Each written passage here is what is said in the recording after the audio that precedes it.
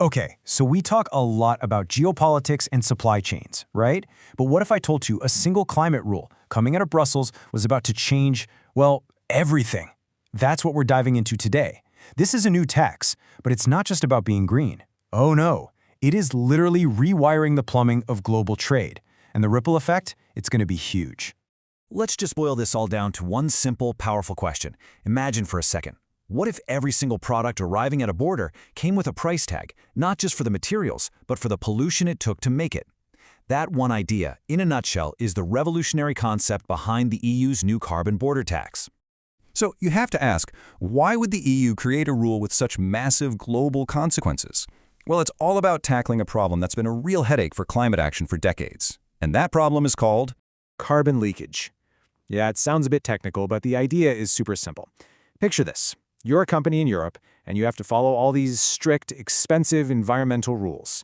So, to cut costs, you just pick up your factory and move it to a country where the regulations are, let's say, a lot more relaxed.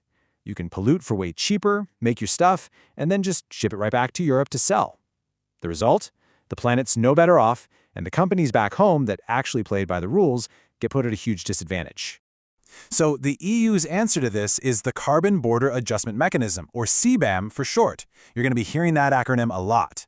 It's designed to level that playing field. It's basically the EU telling the rest of the world, look, if you want to sell your products on our massive market, you've got to account for the carbon emissions it took to make them. We don't care where in the world your factory is. Now, for the last couple of years, this was all kind of theoretical. You know, companies just had to do some reporting. But then came January 1st, 2026, and that's when everything changed. The grace period? Over. The trial run? Done. The real teeth of this regulation finally bit down hard. We are now in what the EU is calling the definitive phase. And that's not just bureaucratic jargon. It means CBAM isn't about paperwork anymore. It's a hard, real, quantifiable financial liability. For goods that get imported this year, companies are going to have to buy and hand over special carbon certificates by next year to cover the cost. The bill is officially coming due. So who's on the hook right now? This first phase is targeting the really carbon-heavy industries. We're talking iron, steel, aluminum, cement, that kind of thing. But here's the crucial new hurdle. Any company importing more than 50 tons of these goods now has to be registered as an authorized CBAM declarant. If you don't have that official status, your goods will be stopped dead at the border. Period. And this is not just about new paperwork. CBAM has created this huge and often hidden financial risk for businesses.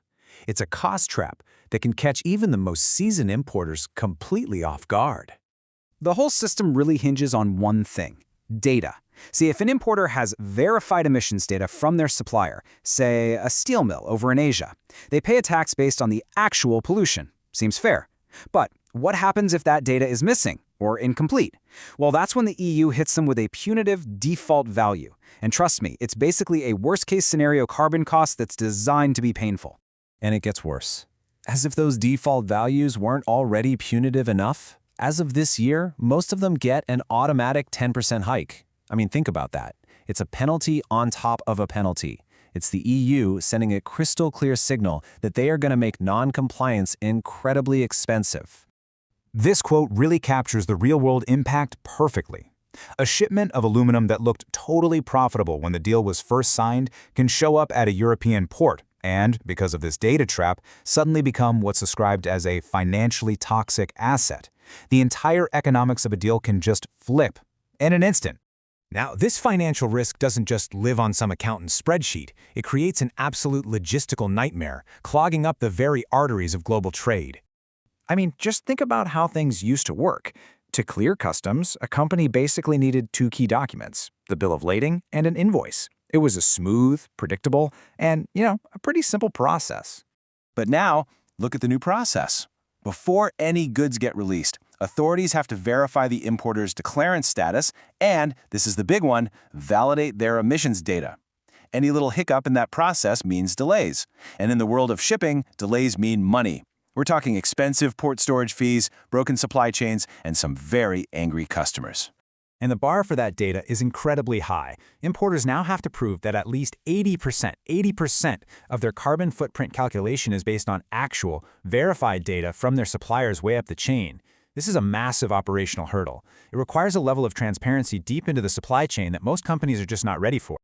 Okay, so what does all of this mean for the big manufacturing powerhouses outside of Europe? You know, the countries that actually make the goods. Well, it means a pretty big shockwave is headed their way. Let's just use the Indian export market as an example. For decades, the main way to compete was on price. Be the cheapest and you get the deal. But under CBAM, being the cheapest is no longer enough. A manufacturer can have the lowest price in the world, but if they can't provide the detailed, verifiable carbon data that the EU is demanding, they are suddenly at a massive disadvantage. And this is just the beginning. The EU is already planning to expand CBAM way beyond basic materials. The next phase is set to cover over 180 additional categories of manufactured products. We're talking about things like auto parts, machinery, complex engineering goods. The scope of this regulation is about to just explode. The business logic here is simple, and it's pretty brutal. Why would a European buyer ever choose to pay huge carbon penalties for a supplier who can't get their data straight? They won't. They'll just switch to a competitor who can. Carbon compliance is no longer some nice-to-have for a press release. It's becoming the non-negotiable ticket you need to even get into the European market. So all of this brings us to a brand new reality. The EU's carbon border tax isn't just another climate rule. It has fundamentally rewritten the rules of global trade. So, what's the key takeaway from all this? Well, for anyone involved in global trade, banking, or logistics, the old playbook has been torn up. A basic document check now must include carbon verification. Companies have to urgently advise their clients on the high-risk commodities that might be hiding in their supply chains. And financing deals have to be structured to somehow account for the sudden shock of a massive, unexpected CBAM tax bill. We are clearly entering a new era here, one of compliance-driven trade. That long period of globalization that made everything easier, faster, and cheaper, well, that might just be over. So the big question now is, in this new world where carbon compliance is king, who are the winners going to be, and who is about to be left behind?